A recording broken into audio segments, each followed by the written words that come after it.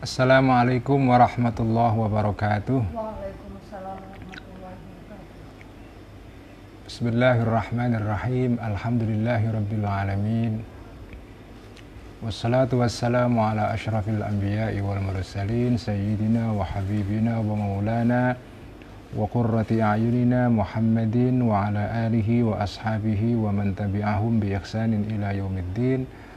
Rabbi syrah li sadri wa yassir li amri wa hlul 'uqdatam min lisani yafqahu qawli. Rabbi zidna ilma warzuqna fahma amin ya rabbal alamin. Amma ba'du. Para santri Ikhya online yang saya cintai, para penyimak ngaji Ikhya dimanapun berada, mari kita ngaji Kitab Ikhya mingguan seperti biasa pada malam Jumat. Pada malam hari ini kita akan ngaji spesial karena malam ini adalah malam khataman Kitab Al-Munqidh Minadh Dhalal.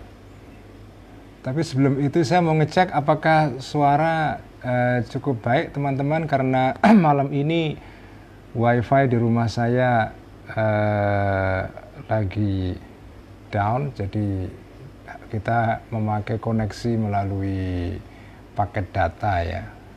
Apakah kualitas gambar maupun suara oke, teman-teman semua? Baik, mari kita khataman malam ini, khataman Kitab Al-Munqidh Minadh Dhalal. Seperti biasa, mari kita mulai ngaji kita dengan menghadiahkan Al-Fatihah kepada muallif kitab ini ya.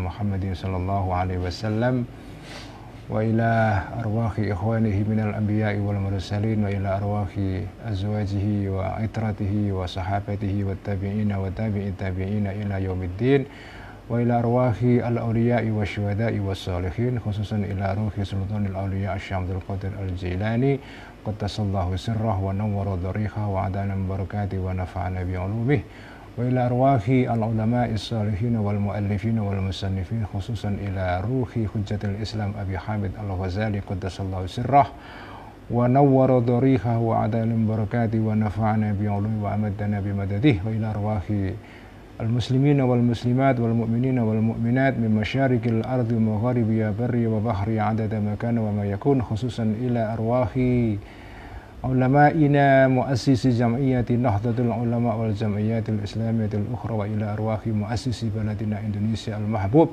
وإلى أرواح آبائنا وأمهاتنا وأجدادنا وجداتنا ومشايخنا ومشايخ مشايخنا شيء لله لهم الفاتحة. أعوذ بالله من الشيطان الرجيم. بسم الله الرحمن الرحيم. الحمد لله رب العالمين الرحمن الرحيم مالك يوم الدين إياك نعبد وإياك نستعين اهدنا الصراط المستقيم صراط الذين أنعمت عليهم غير المغضوب عليهم ولا الضالين آمين. بسم الله الرحمن الرحيم. قال المؤلف رحمه الله تعالى ونفعنا به وبعلومه في الدارين آمين. ربي يسر وأعن. Teman-teman semua, mari kita ngaji Kitab Al-Munqidh Minadh Dhalal. Ini adalah pengajian terakhir ya, malam ini khataman. Setelah kita ngaji Al-Munqidh selama kurang lebih 5 bulan, sejak bulan puasa tahun ini sampai bulan Safar pada malam hari ini ya. Jadi ini persis bulan sebelum bulan Maulud ya, kita khataman Kitab Al-Munqidh Minadh Dhalal. Kitab Al-Munqidh halaman 136. Bismillahirrahmanirrahim. Ats-tsani ya, paragraf kedua di tengah-tengah itu. Ats-tsani ayyuqala lil 'ammi yambaghi an ta'taqida anna al-'alima ittakhadha ilmahu dhukhran li nafsihi fil akhirati wa yadhunnu anna ilmahu yunjihi wa yakunu syafi'an lahu hatta yatasahala ma'ahu fi a'malihi li fadilati ilmihi wa in jaza an yakuna ilmuhu ziyadata hujjatin alaihi fahuwa yajuzu an yakuna ziyadata darajatin lahu wa huwa mumkinun. Ini kita masih membahas mengenai ya orang-orang yang mengingkari kenabian dengan alasan yang kira-kira tidak terlalu prinsipil ya. Kalau yang prinsipil yang sebelumnya yaitu sangkalan atau mengingkari Nabi dan ajaran-ajaran Nabi berdasarkan ajaran filsafat ya. Kalau yang kedua ini ada orang-orang yang tidak percaya kepada ajaran Nabi karena tingkah laku orang-orang Islam sendiri ya.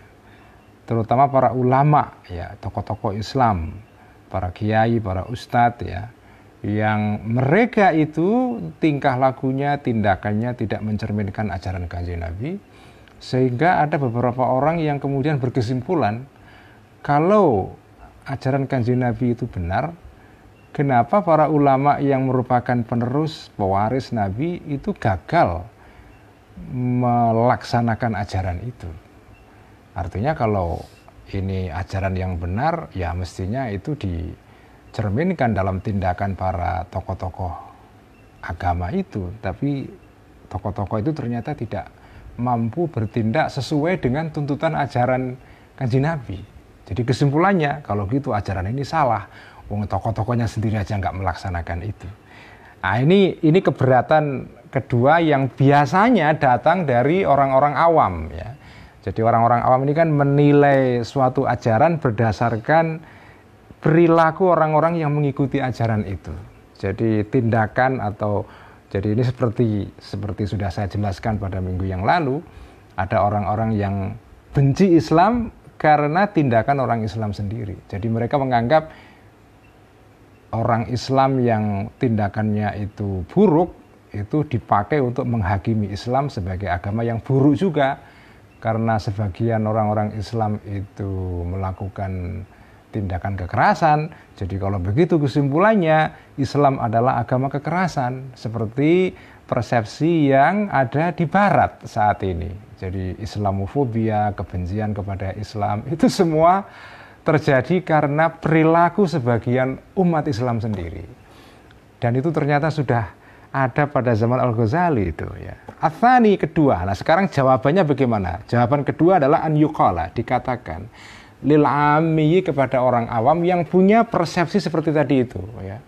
Baik orang awam ini orang awam Islam sendiri atau orang awam di negeri-negeri non muslim di barat ya, orang-orang pada umumnya yang yaitu menghakimi Islam berdasarkan tindakan orang-orang Islam sendiri ya. Nah, bagaimana kepada orang-orang yang ingkar kepada ajaran Kanjeng Nabi seperti ini?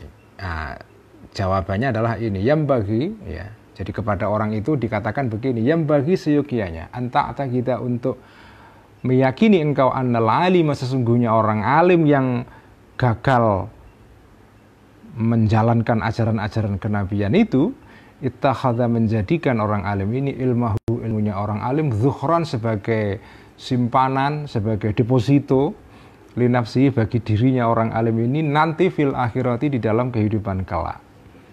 Ilmunya menjadi simpanan, menjadi modal nanti hidup di akhirat ya. Jadi orang alim, jadi kalau ada orang alim gagal menjalankan ilmunya atau ajaran Kanjeng Nabi yang dia pelajari dari hadis, dari kitab-kitab ya. Nah, sebaiknya kalau ada orang alim seperti ini, wahai engkau orang yang menghakimi ajaran Kanjeng Nabi berdasarkan tindakan orang alim itu, kamu sebaiknya punya pandangan seperti ini, husnudzon lah ya.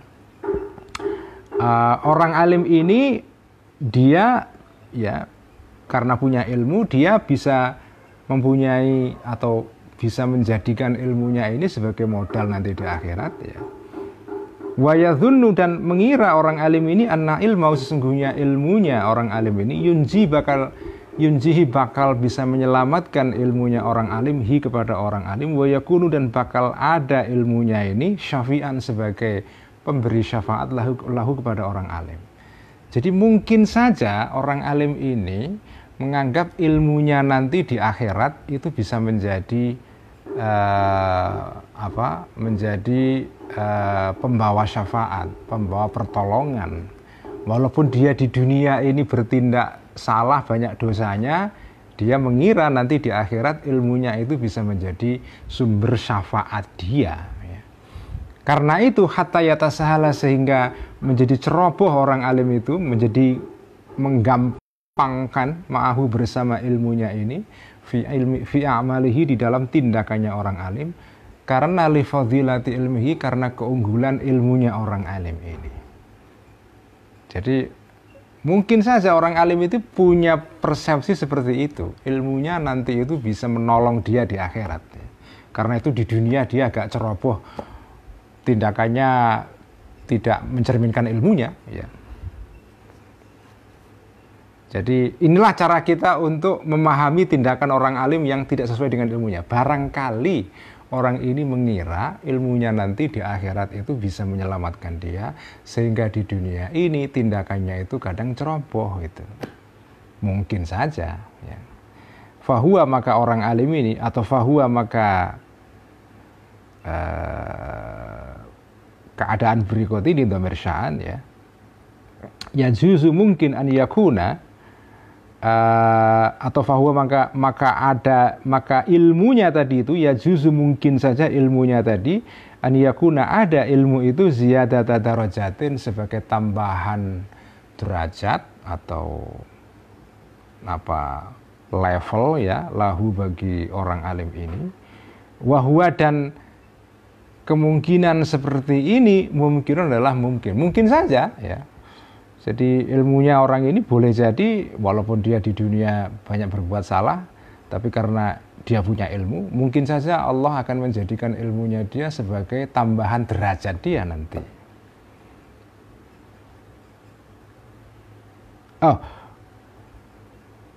Saya lompat ini, ya. Wa in jaza, walaupun mungkin an yakuna, ada ilmunya orang alim ini ziyadata hujjatin, sebagai tambahan hujjah atau argumen atau alasan untuk mendamprat alaihi, terhadap orang alim ini.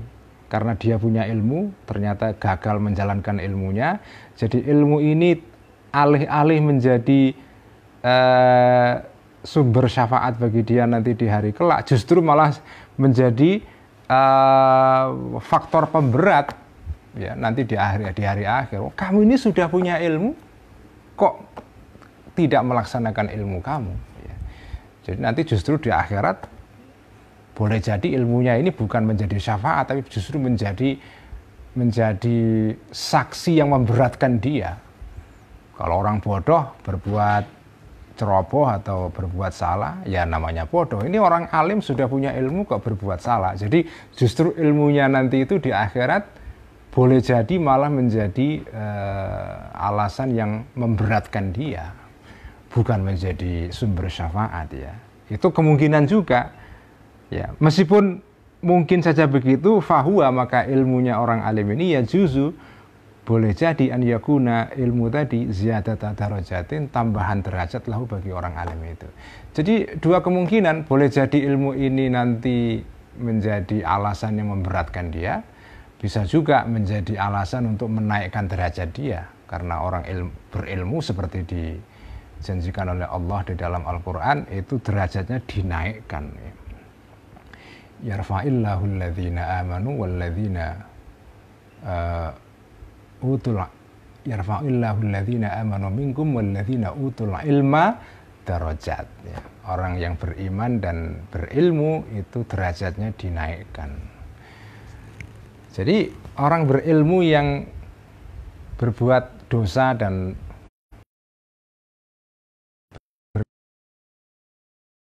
dunia ini, ya nanti di akhirat ada dua kemungkinan, boleh jadi dia ditolong oleh ilmunya, bisa juga dia justru siksanya diperberat karena ilmunya itu, ya. Wahua, dan hal ini mungkin saja, ya. Karena itu fahuwa, maka orang alim ini wa intaroka, senajan atau walaupun meninggalkan orang alim ini al-amala, mengamalkan ilmunya di dunia ini, minimal fayudli, maka orang ini memberikan bil ilmi atau Adla yudli itu artinya adalah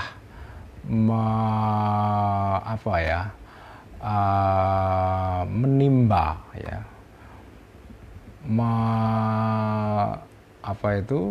Mengerek timba atau mengulurkan timba. Kalau dulu orang ngangsu di sumur itu kan pakai timba diikat dengan tali, kemudian talinya dijulurkan, diturunkan ke bawah supaya timbanya bisa sampai ke sumur untuk mengambil air. Tindakan kamu menjulurkan timba ke bawah ke dalam sumur itu namanya dalam bahasa Arab itu adla yudli, ya, menurunkan timba. Artinya apa? Memberi sesuatu. Ya. Fayudli, maka memberi orang ini bil ilmi, dengan ilmunya. Ya, walaupun dia itu gagal mengamalkan ilmunya di dunia ini, minimal dia sudah mensedekahkan, menyebarkan, memberikan ilmunya kepada orang lain. Sementara kamu, wahai orang yang tidak berilmu, yang mengingkari ajaran kenabian dengan menjadikan tindakan orang alim itu sebagai alasan untuk tidak percaya kepada ajaran kenabian, kamu kan nggak punya ilmu. Gitu. Jadi kamu jangan menjadikan orang alim sebagai alasan bagi kamu untuk meninggalkan agama. Amma anta, adapun engkau ayyuhal ami, wahai orang awam yang sok menilai orang alim ini, idza nazarta, jika melihat engkau ilahi kepada orang alim, ya. Karena orang alim ini tidak mengamalkan ilmunya, fatarakta, maka ikut-ikutan engkau meninggalkan engkau al-amala, mengamalkan ilmu juga. Sementara engkau anil ilmi, dari ilmu, atilun, kosong.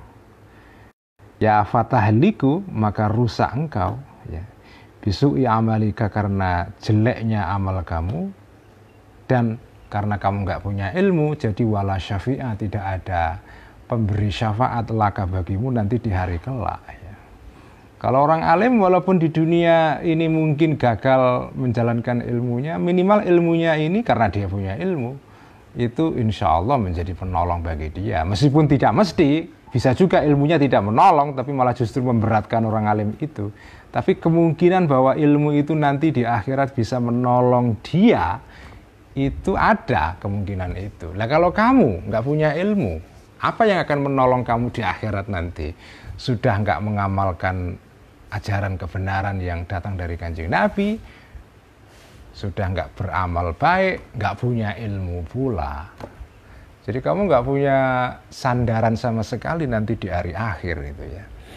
Inilah cara untuk menjawab orang awam yang tidak percaya kepada ajaran Islam dengan alasan para ulama yang menjadi tokoh Islam itu tidak mengamalkan ilmunya. Lalu berkesimpulan ajaran Kanjeng Nabi itu salah itu. Atau dia ikut-ikutan tidak menjalankan ajaran Islam karena kiai aja tidak menjalankan ajaran Islam, apalagi saya, kira-kira begitu. Nah inilah ya jawaban kedua. Asal itu jawaban ketiga. Wahua, dan jawaban ketiga ini al-haqiqatu adalah hakikat, adalah kebenaran yang hakiki ya. Inilah jawaban ketiga yang mencerminkan hakikat sesuatu ya, inti dari sesuatu. Pada hakikatnya annal alima, sesungguhnya orang yang alim, al hakikiyah, yang benar-benar alim ya. Jadi orang alim itu ada al alimul hakiki, ada al alimul aba-abali ya, orang alim abal-abal. Annal alimal hakiki, ya, sesungguhnya orang alim yang sesungguhnya, yang hakiki, bukan abal-abal. Kalau benar orang alim, la yuqarifu, tidak akan menjalankan, melakukan orang alim ini kemaksiatan. Kecuali illa ala sabilil hafwati, kecuali karena lupa, alpa. Walayakunu, kalaupun dia salah berbuat maksiat, walayakunu, dan tidak ada orang alim ini musirron ya, terus menerus alal ma'asi, terhadap kemaksiatan itu aslan sama sekali. Ya salah sekali dua kali, tapi tidak akan berbuat kesalahan secara konsisten, musirran. Ya. Karena beda ya, ada orang yang khilaf sekali atau 2 kali. Ada orang yang khilaf terus-terusan. Ya, kalau terus-terusan bukan khilaf namanya. Ya memang dasarnya memang brengsek gitu kan. Jadi al-israru alal ma'siyah, terus-terusan berbuat maksiat, itu bukan tanda bahwa dia khilaf. Ya memang dasarnya dia sengaja memang melakukan maksiat ya. Nah, orang alim yang benar-benar alim itu kalaupun salah, paling ya salah karena al-hafwah ya, karena kekhilafan. Tapi tidak akan musirran alal maksiyah, tidak akan terus-menerus berbuat kemaksiatan. Kenapa? Idzil ilmul hakiki, karena ilmu yang sesungguhnya yang hakiki ya. Adalah jadi ilmu yang benar-benar ilmu, jadi bukan sekedar informasi ya. Ini harus hati-hati ya. Sekarang ini abad informasi ya, era informasi. Informasi itu tidak mesti ilmu ya. Karena informasi itu ya diterima oleh orang, kemudian ya sudah selesai, tidak mengubah hidupnya. Tapi kalau yang disebut dengan ilmu yang sesungguhnya, al-ilmul hakiki, itu adalah ilmu yu'arrifuhu, yang memberitahu ilmu ini kepada orang alim, annal maksiyat, sesungguhnya maksiat, melanggar ajaran dari Allah itu adalah summun, adalah racun ya, muhlikun, yang merusak. Itu namanya ilmu itu bukan informasi. Jadi kalau orang yang punya ilmu yang sungguh-sungguh, itu dia paham bahwa maksiat itu bisa seperti racun, akan menggerogoti rohani kita, akhirnya kita rusak itu. Wa annal akhirata, dan sesungguhnya akhirat. Jadi kalau ilmu beneran itu ya kalau jenengan kok punya ilmu yang beneran, ilmu beneran, itu pasti akan membuat orang ini paham, dan tidak hanya paham, setelah paham menjalankan sesuai dengan tuntutan ilmu itu, bahwa akhirat itu khairun, lebih baik minat dunia, dari dunia. Kalau ada orang punya ilmu justru membuat dia tambah cinta dunia, itu pertanda bahwa ilmunya bukan al-ilmul hakiki. Sudah pasti itu. Jadi kalau ada orang punya ilmu, seberapa banyak pun ilmunya itu, setelah dia punya ilmu itu justru cintanya kepada dunia bertambah-tambah. Itu pertanda bahwa ilmu yang dia peroleh bukan al-ilmul hakiki. Bukan al-ilmul hakiki itu. Ilmu hakiki adalah ilmu yang membuat orang punya kesadaran dan bertindak sesuai dengan kesadaran itu, bahwa dunia ini adalah kehidupan yang ada sekarang ini, bukan kehidupan yang sesungguhnya. Kehidupan yang real itu nanti di hari kelak itu. Nah, waman, barang siapa arafa, yang mengerti dzalika, hal itu, maka la yabi'u, tidak akan menjual al khairu, kebaikan, bima, ditukar dengan sesuatu, huwa, yang sesuatu ini adanya lebih rendah, nggak mungkin. Wahadzal ilmu, dan ilmu seperti inilah ilmu yang diajarkan, diulas secara panjang lebar di dalam kitab Ihya oleh Al-Ghazali ya. Wahadzal ilmu, dan ilmu seperti ini la yakhsulu, tidak akan terjadi, tidak akan diperoleh, tidak akan terperoleh bi anwa'il ulumi, dengan segala jenis ilmu, allati yastahilu, yang sibuk biha, dengan ilmu ini, aktsarun nasi, sebagian besar orang. Falidzalika, karena itulah, la yazidu, tidak menambahkan dzalik, ilmu tadi itu, kepada orang-orang ini, atau la yazidu, tidak menambahkan kepada orang-orang ini, dzalikal ilmu tadi itu, illa jur'atan, kecuali tambah berani, ala maksiatillahi ta'ala, terhadap maksiat kepada Allah. Jadi ilmu seperti ini itu bukan ilmu yang banyak dipelajari kebanyakan orang itu ya. Ilmu yang di kampus-kampus, di universitas, di Bukan ilmu itu. Ilmu seperti ini ilmu yang ya ilmu rohani ya, ilmu seperti diajarkan oleh para sufi-sufi itu, ilmu yang transformatif ya. Dan termasuk ilmu-ilmu agama, ilmu yang the so-called ilmu agama, ilmu yang seolah-olah labelnya ilmu agama, fikih, ilmu hadis, ilmu tafsir, segala macam itu. Walaupun labelnya ilmu agama, tapi bisa saja ilmu ini tidak menambah orang itu makin menyadari bahwa kehidupan dunia ini hanya sementara, tapi justru menambah dia mencintai dunia dan makin berani bermaksiat kepada Allah itu. Kadang-kadang ada ilmu yang labelnya itu bukan ilmu agama, ilmu fisika atau biologi atau ilmu mengenai virus, karena hari-hari ini kita lagi berhadapan dengan pandemi ya. Orang-orang yang belajar virologi, ilmu mengenai virus, mengenai epidemi, ya, epidemiologi misalnya. Ini ilmu-ilmu yang labelnya bukan ilmu agama, tapi karena orang ini mempunyai sikap yang tepat kepada ilmu itu, dia kemudian dari ilmu itu justru mendapatkan hikmah, mendapatkan kebijaksanaan. Ilmu itu menambah dia makin dekat kepada Allah dan makin takut kepada Allah, makin menyadari bahwa kehidupan dunia ini sementara. Jadi al-ilmul hakiki, ya, ilmu yang sungguh-sungguh itu tidak mesti ilmu yang labelnya agama.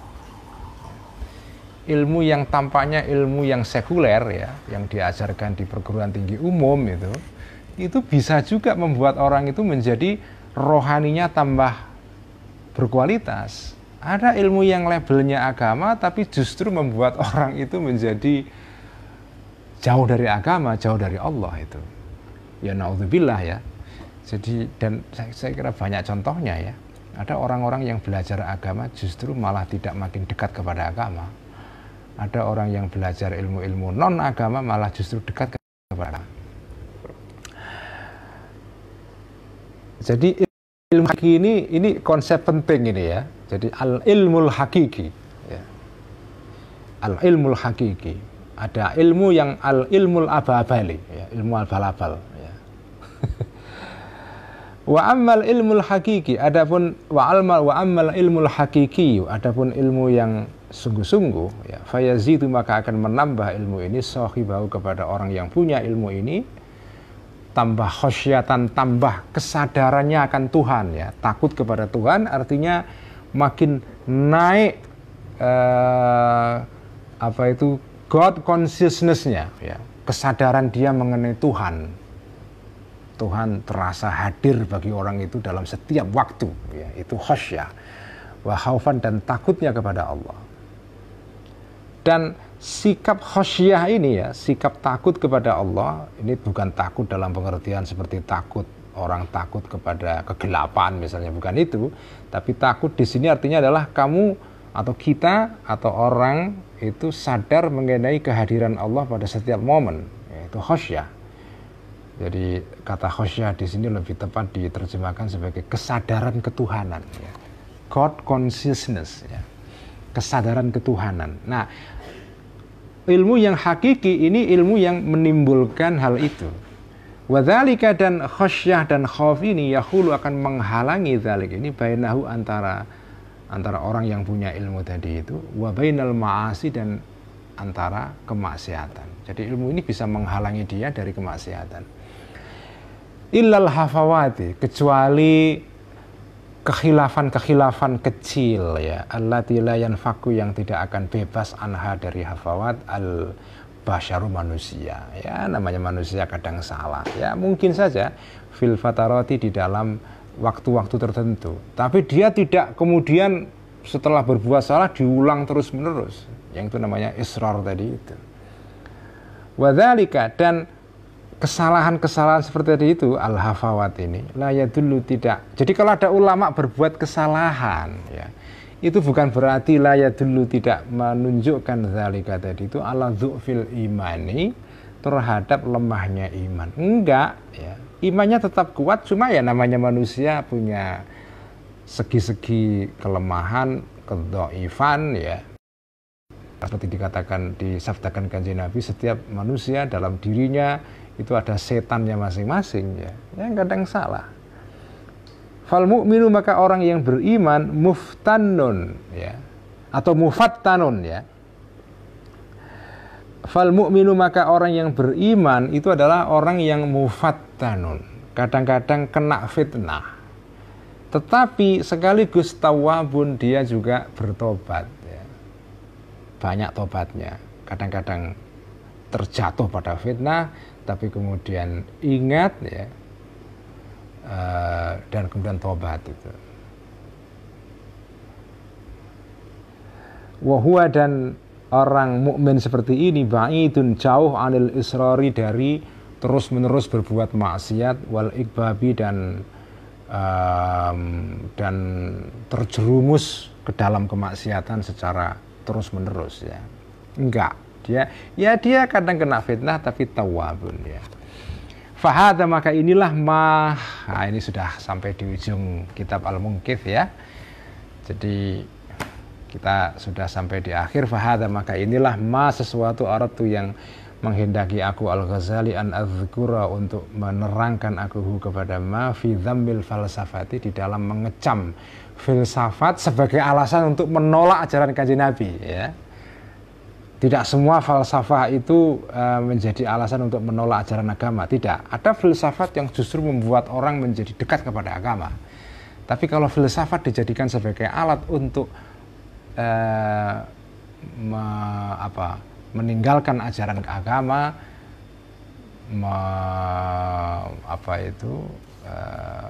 mengkritik agama misalnya, ya, atau bahkan malah mencerca agama, mengejek agama, nah ini yang perlu dikritik itu.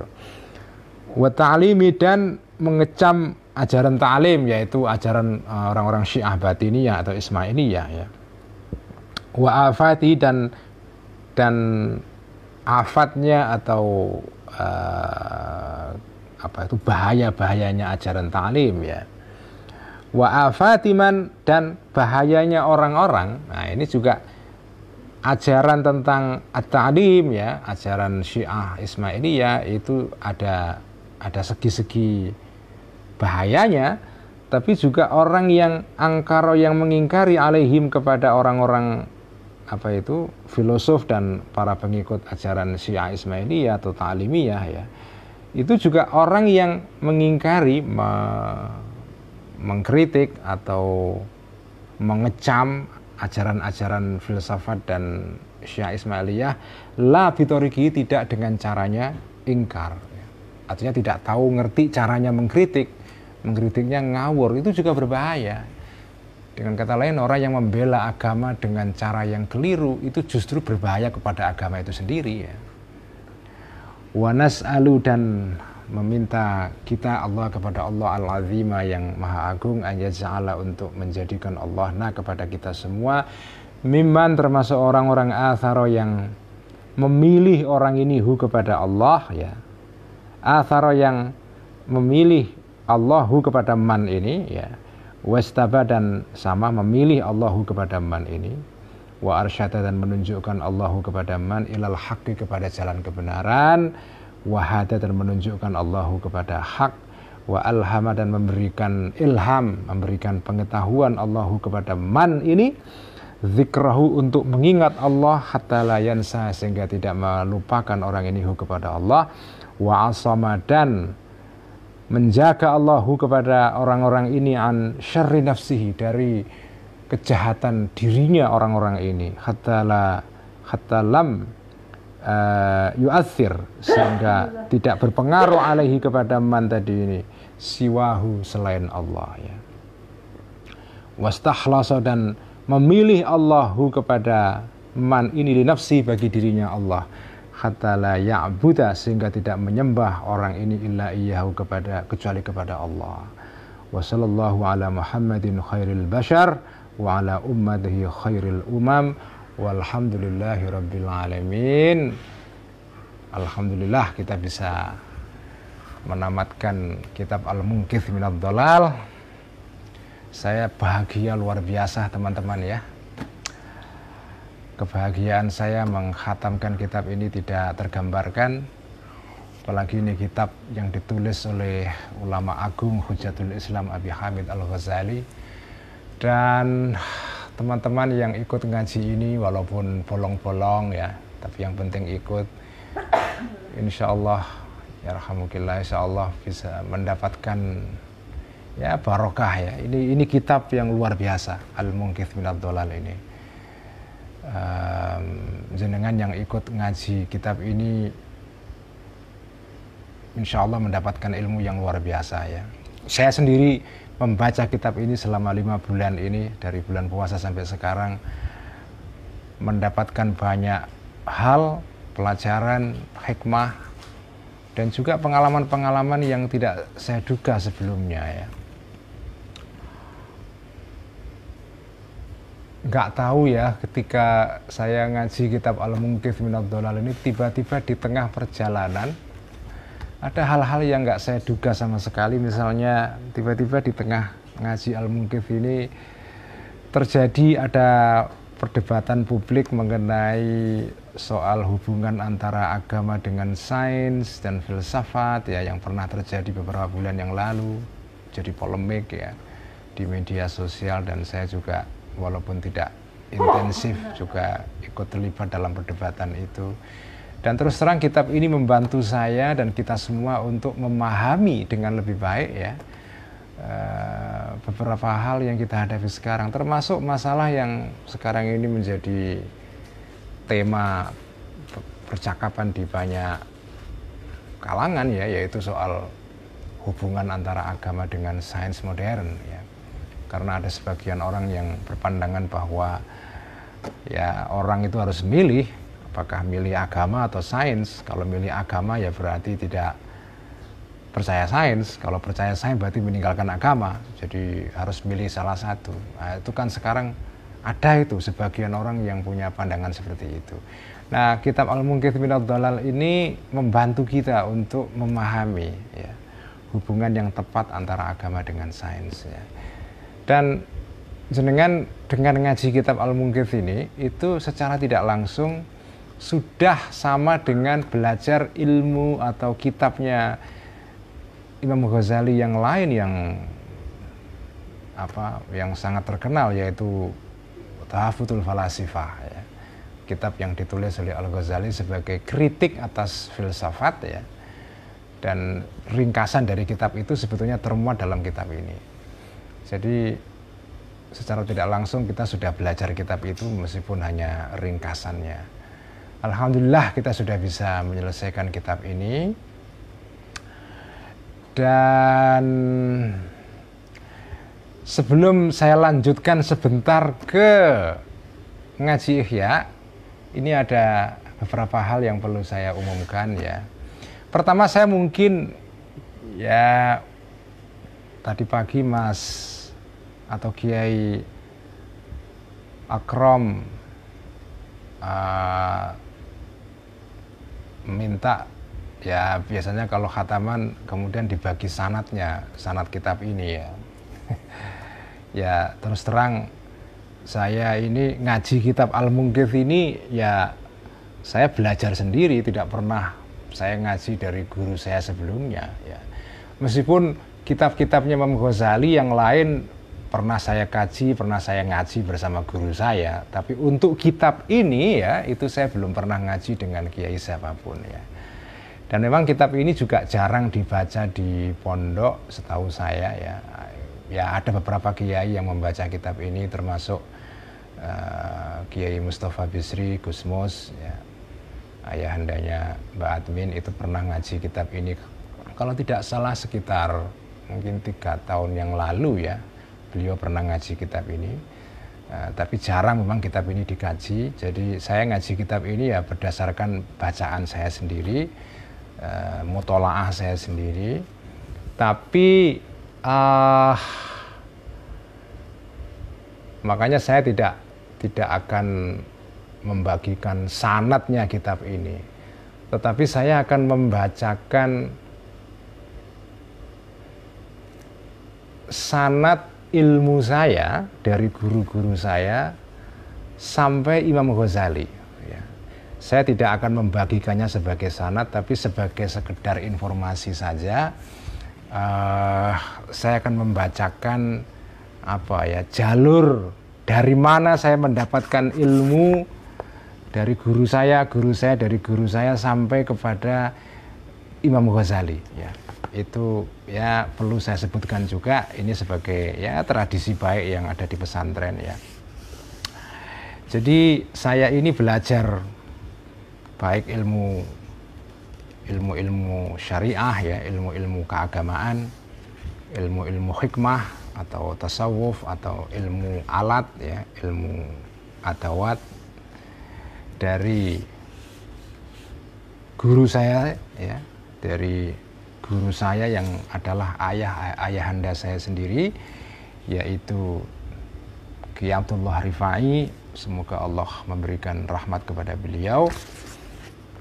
Dan ayahanda saya mendapatkan ilmu ini dari gurunya, yaitu yang merupakan kakek saya sendiri, yaitu Kiai Muhammadun Pondoan.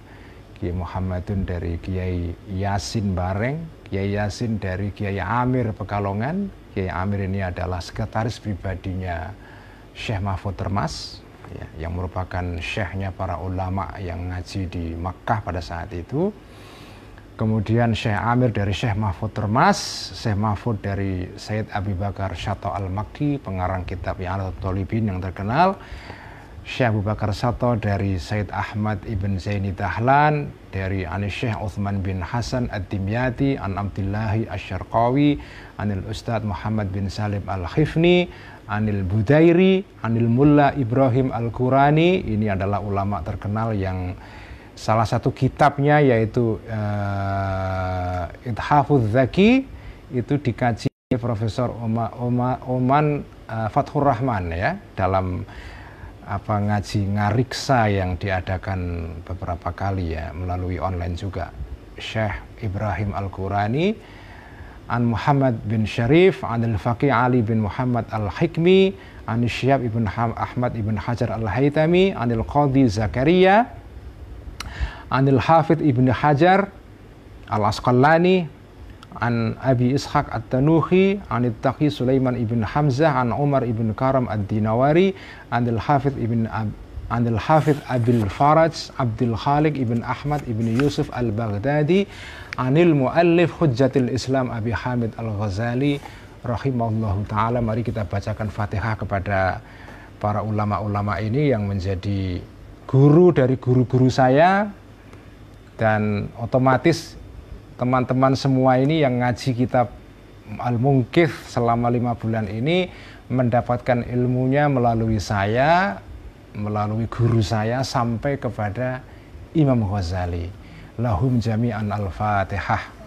A'udzubillahi minasyaitonirrajim. Bismillahirrahmanirrahim. Alhamdulillahirabbil alamin arrahmanirrahim maliki yaumiddin iyyaka na'budu wa iyyaka nasta'in. Ihdinas siratal mustaqim siratal ladzina an'amta 'alaihim ghairil maghdubi 'alaihim waladdallin. Amin. Yang kedua, terima kasih kepada Cak Mashkuruddin Hafid, Mbak Maghfirah, Mbak Ning Evi Ghazali, dan teman-teman yang lain yang berbaik hati untuk mengirim tumpeng malam ini. Baru datang tadi habis maghrib ya, atau ya habis isya, tumpengnya datang untuk ya makan-makan kecil. Nanti setelah acara ngaji ikhya sebentar ya, nanti kita akan ada acara ya sedikit khataman syukuran, khataman ngaji Al-Munqidh yang akan disiarkan melalui Zoom oleh Cak Maskur ya. Cak Maskur ini jagoan mengelola acara di Zoom. Nanti ada sedikit ya, ada bagi-bagi tumpeng tapi secara online. Terima kasih Mbak Maghfirah, Mbak Evi Ghazali, Mbak Hidayatul Thayyibah, Cak Maskur. Ini teman-teman yang gotong royong untuk mengirimkan tumpeng. Ini tumpengnya belum saya makan dari tadi. Saya hari ini ya puasa Kemis, jadi belum buka dari tadi, hanya minum saja. Saya sengaja menunggu tumpengnya Mbak Maghfirah dan Mbak Evi Ghazali ini. Saya tunggu khataman dulu sehingga dapat berkahnya Imam Ghazali ya. Kemudian yang nanti saya mohon teman-teman nanti ikut ya acara syukuran sebentar ya melalui Zoom. Alamatnya sudah dibagi Mbak Admin di halaman komentar ya. Pengumuman ketiga, ini Mbak Admin ini berbaik hati sekali. Ini kita mau memberikan hadiah buku atau giveaway beberapa buku. Pertama, ini buku yang spesial sekali, karangan atau terjemahan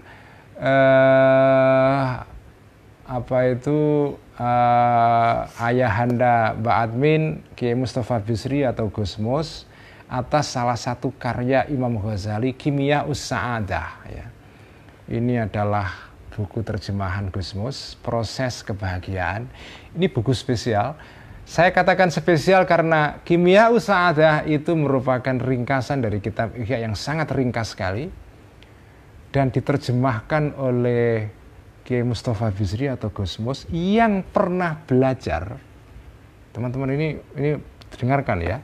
Gus Mus dulu waktu kuliah di Mesir itu pernah belajar dengan sufi besar namanya Dr. atau Syekh Abdul Halim Mahmud.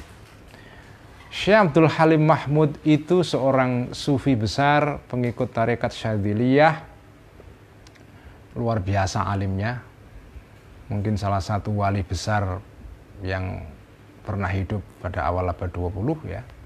Dan beliau disebut sebagai Imam Ghazali kecil atau Al-Imamul Al-Ghazali As-Saghir atau Al-Ghazaliyul Qarnil Ishrin ya. Ghazalinya abad 20. Gus Mus itu pernah belajar langsung dengan orang ini, kiai ini namanya Syekh Abdul Halim Mahmud, yang Syekh Abdul Halim Mahmud ini juga pernah mentahqiq ya atau mengedit kitab Al-Munqidh Minadh Dhalal ya.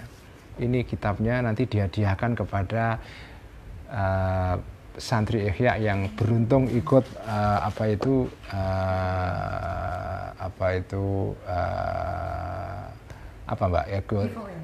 ikut kompetisi atau giveaway.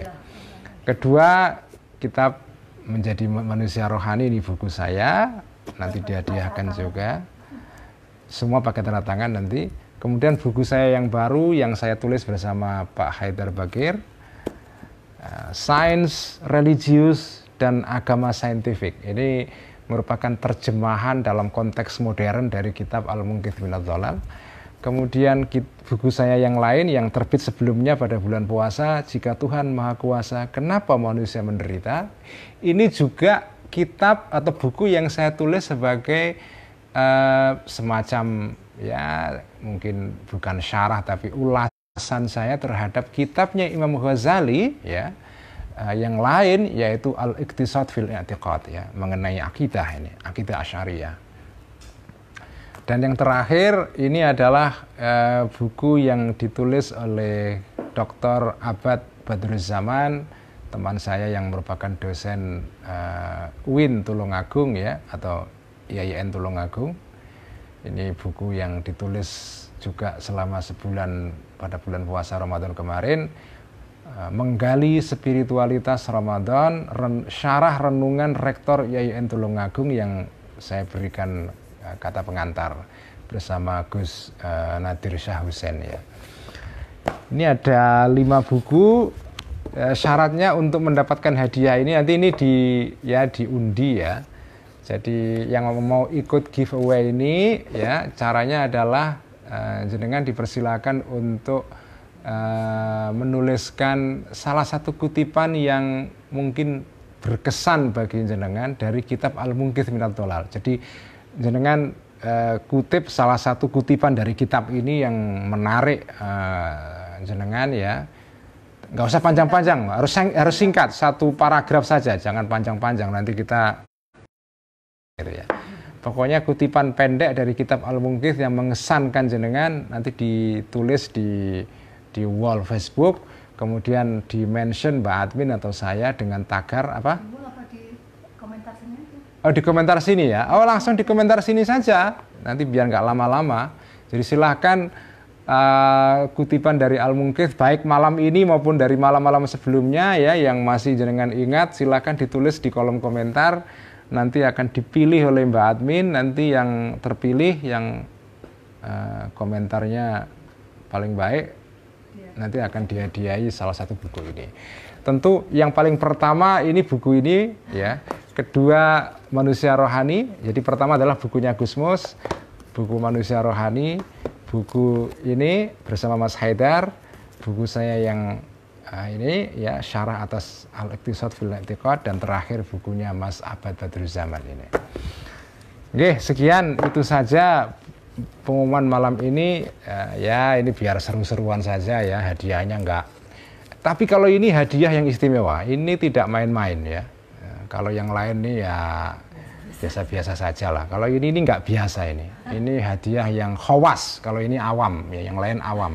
Yang ini hadiah khawas karena ini terjemahan Gusmus atas buku Kimia Sa'adah karya Al-Ghazali, dan Gusmus sendiri pernah belajar dengan Imam Ghazali kecil abad 20, yaitu Syamsul Halim Mahmud. Jadi ini nggak main-main ya. Sekian teman-teman, mari kita ngaji Ihya sebentar sebelum nanti kita mengikuti acara syukuran sebentar ya. Bismillahirrahmanirrahim. Alhamdulillahirabbil alamin wassalatu wassalamu ala asyrafil mursalin sayyidina maulana wa habibina wa qurrati a'yunina Muhammadin wa ala alihi wa ashabihi ajma'in. Amma ba'du.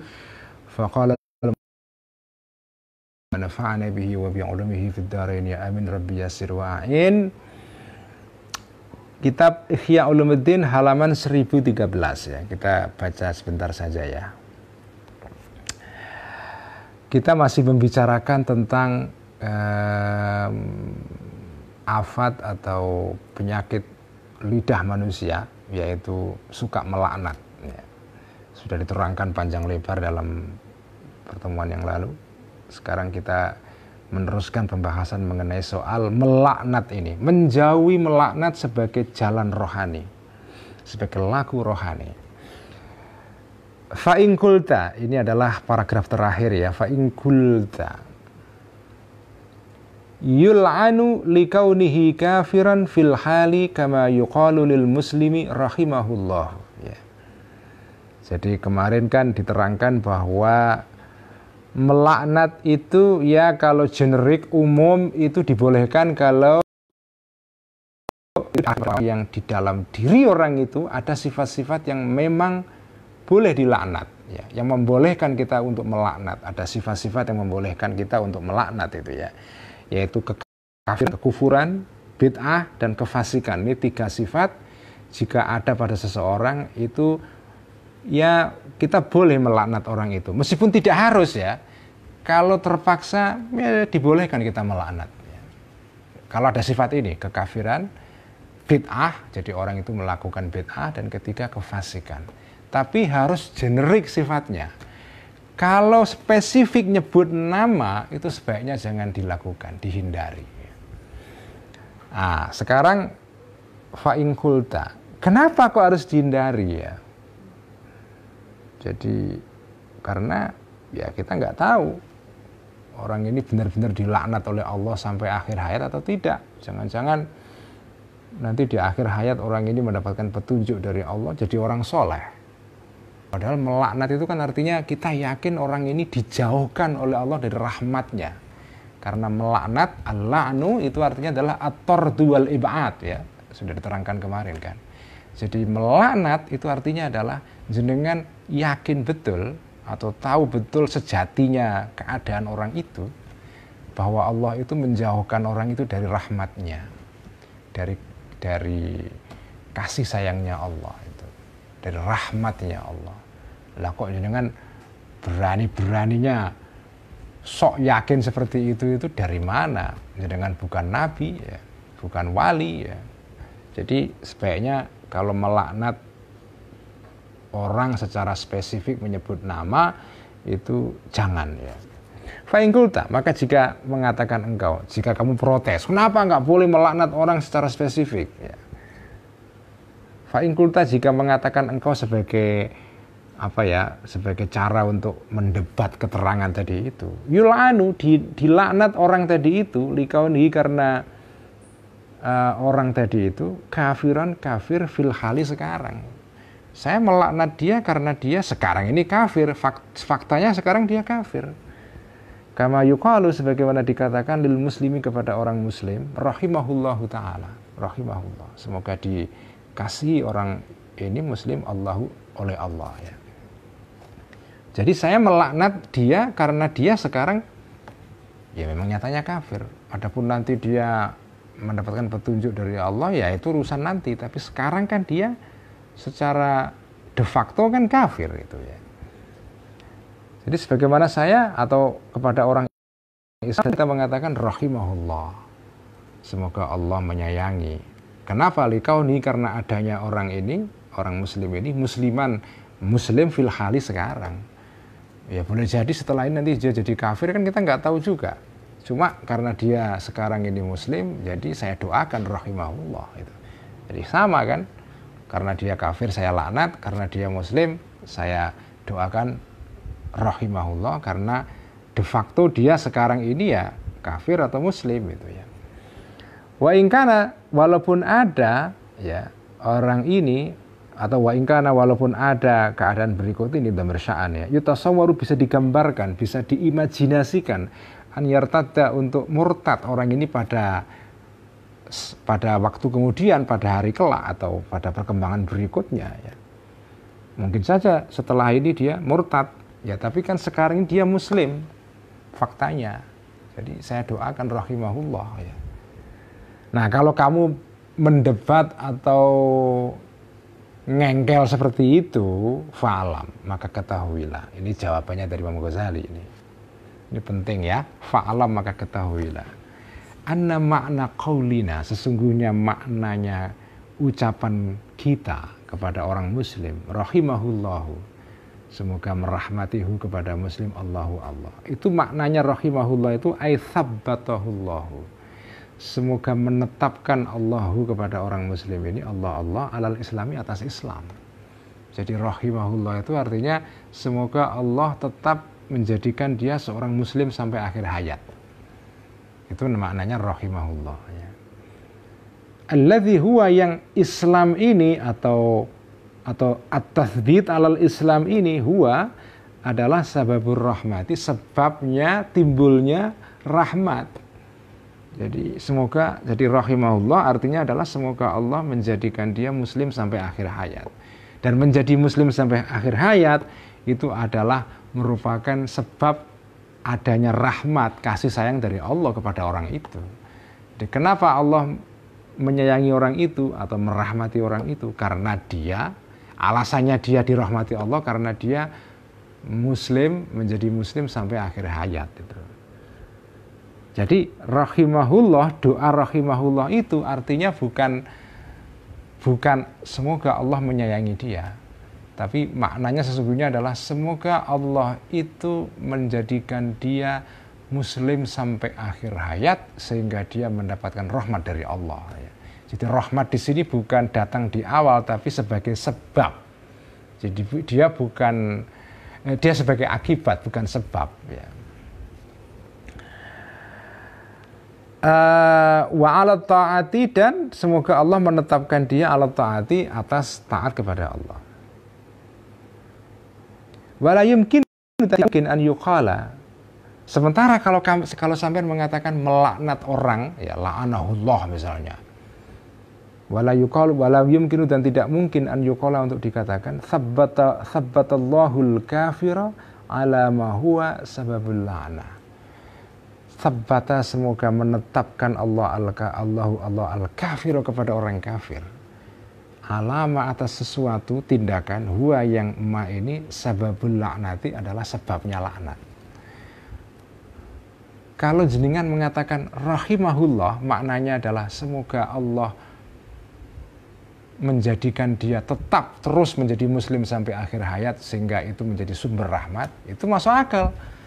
Tapi kalau jenengan mendoakan orang kafir dengan cara mengatakan la'anahullah, semoga Allah melaknat dia, dalam pengertian la'anahullah artinya adalah di sini semoga Allah terus-menerus menjadikannya dia kafir sampai akhir hayat. Doa seperti itu kan tidak masuk akal. Kita justru mendoakan orang yang kafir untuk beriman. Ya kan? Bukan mendoakan dia supaya semoga orang itu kafir sampai akhir hayat. Nggak ada, nggak masuk akal berdoa begitu itu. Dan doa seperti itu ya nggak benar. Ya.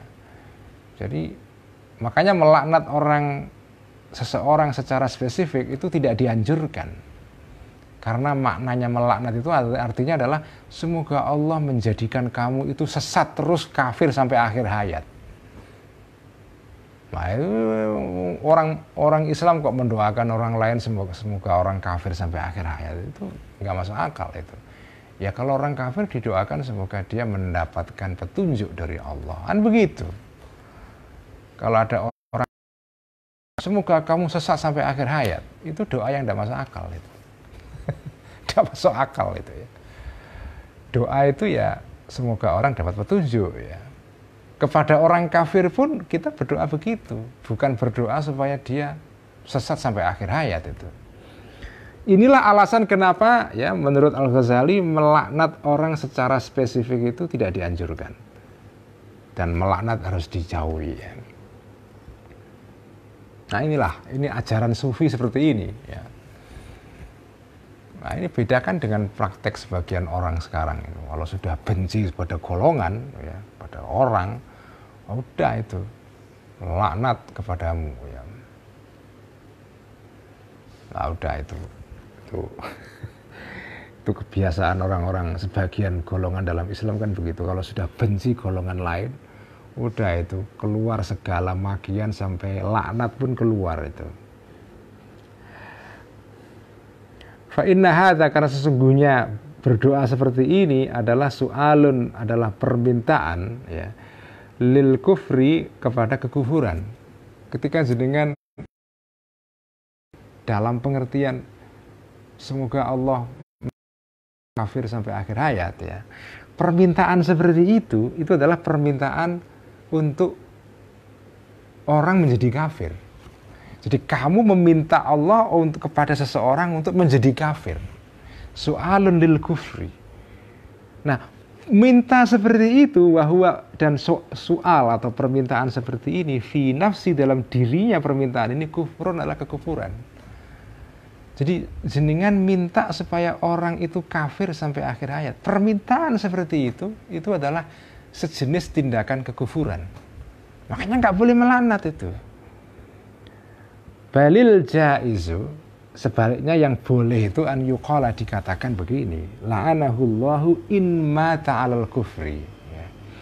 La'ana, semoga melaknathu kepada seseorang, Allah in mata, jika mati orang ini 'alal kufri, kepada kekufuran ya. Wala la'ana, dan semoga tidak melaknathu kepada Allah, kepada orang ini, Allah in mata, jika mati orang ini 'alal islami, kepada atau atas agama Islam. Jadi doanya harus diberikan kualifikasi ya. Itu yang dibolehkan begitu. Kenapa kita harus berdoa seperti ini? Nggak boleh melaknat secara kategoris, secara mutlak gitu ya. Nggak boleh melaknat secara kategoris ya. Kategoris artinya secara mutlak. Ya. Wadzalika, karena hal ini ghaibun, adalah sesuatu yang gaib. Kamu nggak ngerti sesuatu yang terjadi di masa depan itu seperti apa. La yudra, yang tidak diketahui barang gaib ini kecuali oleh Allah itu.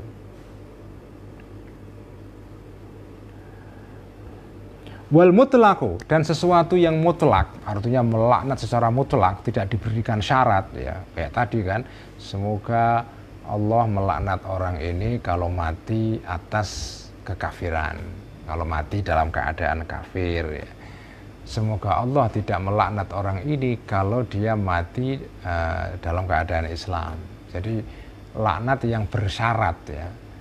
Nah, kalau laknat yang tidak bersyarat, yang mutlak itu ya, wal mutlaku, dan laknat yang mutlak ya, mutaraddidun itu terombang-ambing atau mungkin ya, bainal jihata, ini di antara dua arah ya. Jadi kalau kamu melaknat secara mutlak itu maknanya menjadi ambigu. Jadi bisa jadi maknanya itu ya kamu mendoakan dia supaya mati atas menjadi kafir sampai akhir hayat, itu makna yang pertama. Makna yang kedua adalah ketika kamu melaknat, artinya adalah semoga Allah melaknat dia kalau dia mati kafir. Jadi karena redaksi kamu melaknat itu umum, jadi mungkin maknanya bisa ini bisa itu, mutaraddidun bainal jihatain ya. Nah karena ambigu fafi, maka di dalam laknat yang mutlak ini khotorun, ada bahaya, karena itu harus dihindari itu. Walaisa fi tarkil la'ni, walaisa dan tidak ada fi tarkil la'ni, di dalam meninggalkan laknat khotorun, ada bahaya. Wa idza arafta, dan jika mengetahui engkau hadza, hal ini fil kafiri, mengenai orang kafir. Jika melaknat orang kafir aja harus diberikan syarat yang berat seperti ini, fahuwa, maka zalik ini atau hadza ini ya, fi Zaidin, di dalam kasus si Zaid ini sekedar nama saja ya, al-fasiki yang fasik, au Zaidin atau si Zaid al-mubtadi'i yang berbuat bid'ah ya, aula, maka lebih layak untuk hati-hati. Dia ini tetap muslim, tapi muslim yang fasik, muslim yang berbuat bid'ah, nggak boleh dilaknat. Orang kafir aja nggak boleh, harus hati-hati, apalagi orang Islam yang karena dia fasik berbuat maksiat misalnya ya, atau berbuat bid'ah ya, nggak boleh dilaknat itu, nggak boleh itu ya. Ya dalam kategori laknat ini masuk juga misalnya ucapan-ucapan yang berbau makian kan, itu juga nggak boleh juga. Anda benci kelompok A atau golongan A yang jenengan anggap sesat ajarannya misalnya, terus sampai maki-maki, itu ya nggak boleh itu, nggak boleh itu. Nah, inilah pentingnya belajar tasawuf itu seperti ini ya. Dan ya inilah saya sukanya kepada kitab Ihya itu, karena kitab ini memberikan kita panduan yang langsung, apa yang sebaiknya kita hindari, yang harus kita jauhi, mana yang harus kita lakukan itu. Jadi contohnya real itu ya. Inilah keunggulan tasawuf akhlak itu di sini. Beda dengan tasawuf falsafi yang lebih abstrak ya, falsafah dan macam-macam. Ya, tasawuf falsafi penting ya. Tapi buat saya kalau untuk orang awam seperti kita ini, tasawuf akhlaki seperti Ihya ini jauh lebih penting. Karena kitab seperti ini memberikan panduan kepada kita untuk hidup secara baik ya, secara ihsan ya. Itu contohnya real, nggak boleh melaknat orang lain walaupun dia ini orang yang kafir pun, itu harus hati-hati, apalagi sesama muslim, nggak boleh itu ya. Fala'nul a'yani, maka melaknat orang-orang tertentu secara spesifik, fihi, di dalam la'nul a'yan, khatarun, ada bahaya. Li'annal a'yana, karena sesungguhnya orang per orang secara spesifik ya, si Zaid, si Umar, si Muhammad, si Ahmad, si Mahmud misalnya ya. Orang-orang yang tertentu, a'yan itu artinya orang-orang individu secara spesifik ya, tataqallabu, itu berubah-ubah a'yan ini fil ahwali, di dalam keadaan-keadaannya. Sekarang fasik, mungkin besok jadi orang yang baik. Sekarang baik, besok jadi fasik. Mungkin saja ya. Inilah pentingnya ajaran tasawuf itu ya. Jadi bertindak, melihat seseorang itu tidak absolut ya. Oke, orang ini sekarang ya jelek, tapi kan nggak boleh dihakimi sekarang, karena orang itu berubah, bisa. Al-a'yan tataqallab, ini kaidah penting ini ya. Ini kaidah dalam kitab Ihya yang penting kita pegangi. Al-a'yanu tataqallab, individu-individu spesifik perorangan manusia yang real itu berubah dari waktu ke waktu. Jadi jenengan tidak boleh menghakimi orang, melaknat orang karena kondisi yang dia lakukan sekarang. Karena boleh jadi nanti dia berubah. Ya, sekarang baik jadi jelek, sekarang jelek jadi baik nanti. Al-a'yan tataqallab. Al-a'yan tataqallab. Ini kaidah penting ya. Al-a'yan tataqallabu fil ahwal. Illa man, kecuali orang-orang ya a'lama yang memberitahu bihi mengenai orang ini Rasulullah sallallahu alaihi wasallam. Ya kanjeng Nabi ya, ya beliau boleh melanat orang secara spesifik, tapi kan kamu bukan nabi. Kita kan bukan kanjeng Nabi. Kita ini bukan rasul. Kita ini orang biasa ya. Jadi jenengan kalau merasa diri itu berhak menghakimi orang lain, itu harus ditimbang, ditakar dulu jenengan itu. Sampai ini bukan kanjeng Nabi, nggak dapat wahyu dari Allah. Jadi jangan, wah kanjeng Nabi kan dulu melaknat orang juga secara spesifik. Ntar dulu. Kanjeng Nabi dapat, bukan kanjeng Nabi. Kalau kanjeng Nabi fa'innahu, sesungguhnya orang atau fa'innahu sesungguhnya hal berikut ini ya, kata Mersyahan, ya juzu boleh an, atau fa'innahu maka sesungguhnya kanjeng Nabi ya juzu boleh ya an yu'lima, untuk memberitahu kanjeng Nabi man, mengenai seseorang ya mutu yang akan mati orang ini alal kufri, atas kekafiran. Kanjeng Nabi tahu karena dapat wahyu dari Allah ya, orang ini si A, si B, si C ini matinya nanti sampai akhir hayat ya dalam kekafiran. Karena itu beliau bisa melaknat itu ya.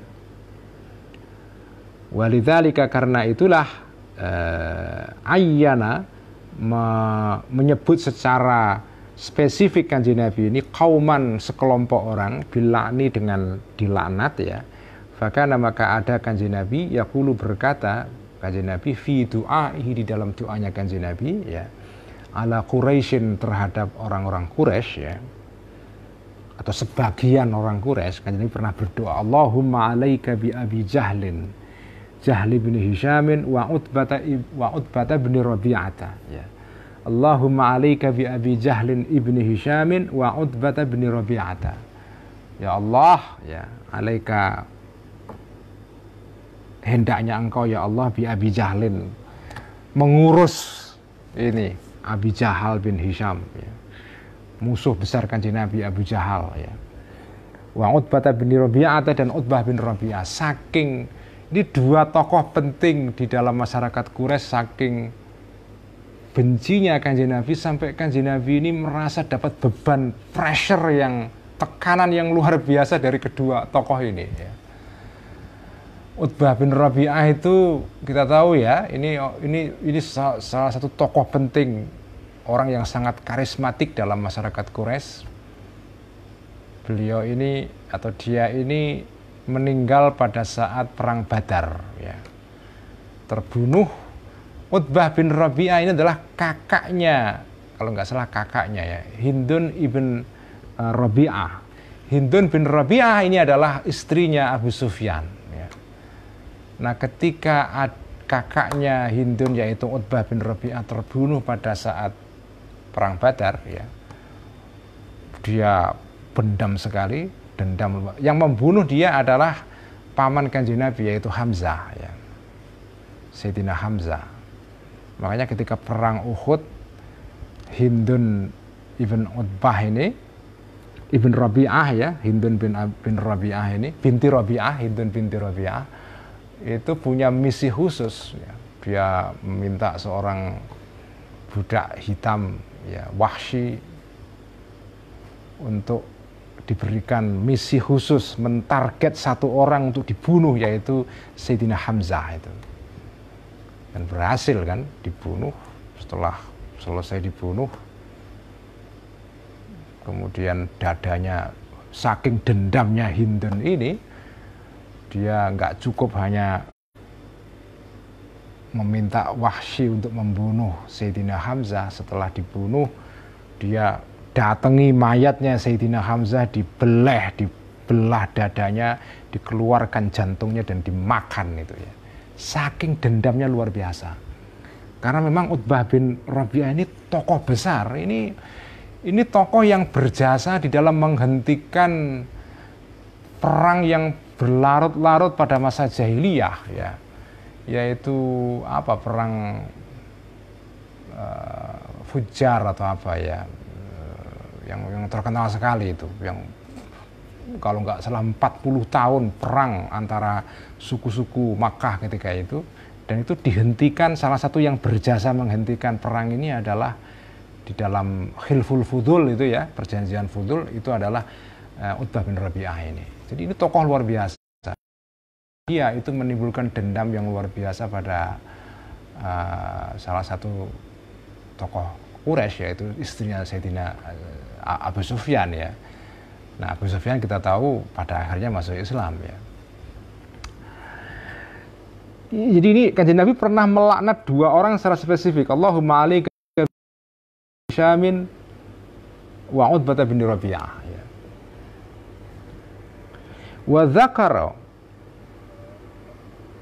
Nah, saya kira berhenti sekian dulu ya. Nah, kita teruskan minggu depan karena kita mau segera makan-makan ini.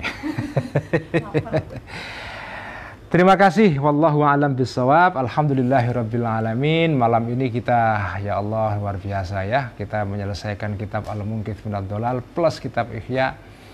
Saya punya niat ini ya. Nanti kalau ya khatam Ihya sampai tuntas 4 jilid sih masih lama sekali. Tapi nanti kalau kita sudah satu jilid yang kita baca sekarang, yaitu jilid ketiga ya, ini kan saya baca jilid ketiga, nanti kita adakan khataman kecil-kecilan yang agak sedikit serius ya. Mungkin Cak Maskur nanti dan teman-teman bisa mengadakan acara ini, jadi khataman soft khataman yang kecil ya, nanti sebelum grand khataman. Nanti kalau khataman Ihya yang 4 teman-teman, mari kita teruskan ya dengan syukuran khataman Al-Munqidh melalui Zoom. Silakan sekarang kita pindah ruangan. Ini sekarang di ruangan sudah ada ya. Ini di ruangan dalam masjid. Ini kita syukuran di luar masjid ya, di halaman ya. Nanti kita akan makan-makan. Jadi ini kita pindah ruangan, ayo kita pindah ruangan ini ya. Tapi sebelum itu mari kita tutup dengan seperti biasa selawat tibbul qulub ya. Allahumma sholli ala sayyidina Muhammadin tibbil qulubi wa dawaiha wa afiyatil abdani wa shifaiha wa nuril absari wa dhiyaiha wa ala alihi wa sahbihi wa sallim. Allahumma salli ala sayyidina Muhammadin tibbil qulubi wa dawaiha wa afiyatil abdani wa shifaiha wa nuril absari wa dhiyaiha wa ala alihi wa sahbihi wa sallim. Allahumma salli ala sayyidina Muhammadin tibbil qulubi wa dawaiha wa afiyatil abdani wa shifaiha wa nuril absari wa dhiyaiha wa ala alihi wa sahbihi wa sallim. Ini sebelum saya pindah ke Zoom, saya mau ngasih tahu tadi ini mumpung penting ya. Tadi saya nulis tadi itu sanad keilmuan saya sampai Imam Ghazali itu di atas buku catatan yang dikirim oleh Mas Irwian.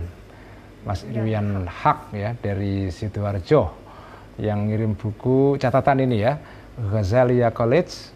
Saya dikirimi Mbak Admin dan 2 anak saya, dan monggo yang tertarik, ini buku ini menarik sekali karena kertasnya bagus ya. Jadi ini yang tertarik untuk mendapatkan buku ini, buku catatan, nanti kalau ada keterangan dari kitab Ihya atau apa bisa berhubungan dengan Mas Irwian ya. Nggak tahu harganya berapa dijual ini untuk santri-santri Ihya ya. Baik, saya sekarang pindah ke... Aku tutup ya ini ya, salam dulu. Pindah ke Zoom. Sekian, wassalamualaikum warahmatullahi wabarakatuh. Waalaikumsalam warahmatullahi wabarakatuh.